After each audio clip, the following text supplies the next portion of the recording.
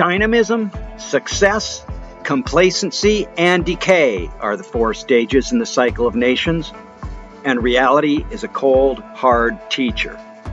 Care to guess which stage the United States is in? Look, if you're 1 step ahead of the thundering herd, they think you're a genius. If you are 2 steps ahead, they think you're crazy. Zebediah Funkbutter is 15 steps ahead. Hey, thanks a lot, gang. Now let's get into planned obsolescence. The laws of physics state, if it is not built to last, it will not last. Our particle board society has developed a design to fail policy which dates back to the Industrial Revolution. With such high mass production capabilities, consumption could not keep pace. This led the oligarchs to claim that any manufactured goods that refused to wear out were a tragedy to business. Thus, the beginning of planned obsolescence. In the early 1930s, 1/4 of the American labor force was unemployed due to the Great Depression that had begun with the stock market crash of 1929. A man by the name of Bernard London published 3 essays with a proposal to end the Depression via planned obsolescence to kickstart the economy. The theory was to have all products be given a lease on life with a set expiration date, after which time the product would be considered legally dead. Mr. London pontificated that everyone would have a job, the wheels of industry would keep turning, consumerism would grow indefinitely, and that he would make it a compulsory law. Too bad that lunacy wasn't ignored by those with the power reins in their hands.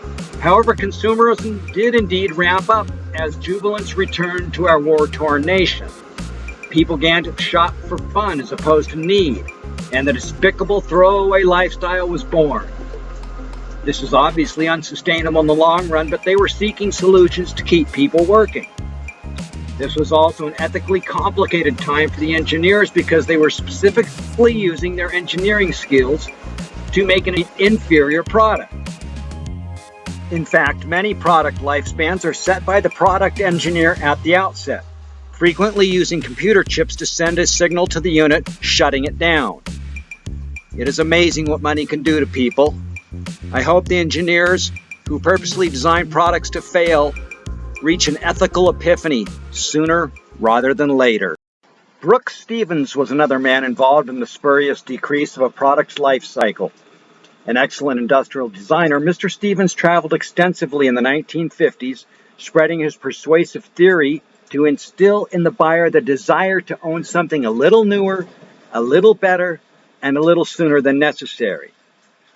This was a different tack than the engineers who purposely created poor products that required frequent replacement. The light bulb is a symbol for ideas and innovations. It was also the first victim of planned obsolescence. Thomas Edison's first light bulb back in 1881 lasted for 1,500 hours.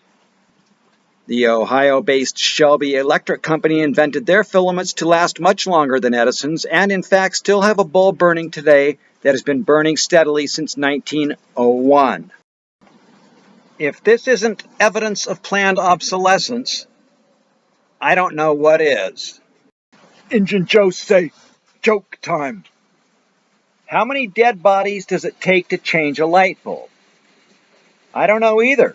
But it sure isn't 4 because my basement is still dark. Injun Joe say, tee-hee. Planned obsolescence is both widespread as well as nefarious. DuPont's nylon stockings in the 1940s were made so well that they didn't get runs and therefore lasted too long. The textile engineers were ordered back into the design studios and labs to somehow make the material flimsier so that the stockings would run and not last as long. East Germany mandated that the washing machines and refrigerators manufactured there must work a minimum of 25 years. These Eastern Bloc countries were quite poor, and when they tried to sell their technologically superior goods to the West, they were rejected on the grounds that longevity of products leads to unemployment. Meanwhile, 5 to 7 years seems to be the designed life of most appliances these days. And then it gets worse. Completely irrational and incapable of ordered thought is our wonderfully benevolent government. With their involvement, mandatory inspections are required for automobiles so onerous that many cars can no longer pass the expensive inspection criteria. This artificial obsolescence boosts the sales of new cars and fills landfills. Oh well, at least you got that new car smell. Someone who knows that the rules in any system can be circumvented is Mr. Zebediah Funkbutter. Here is his summation. Between advertising, creditability, and planned obsolescence, the misguided American way of life adopted their meaning of happiness through unlimited consumption.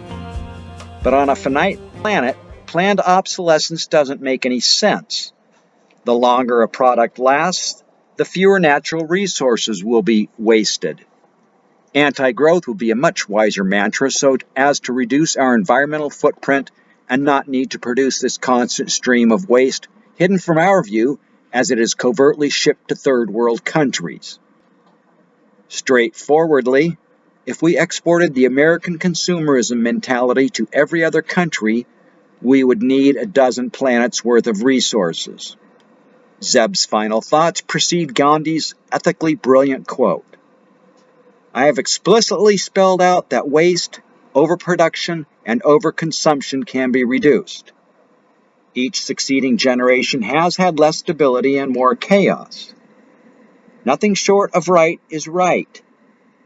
Do the right thing.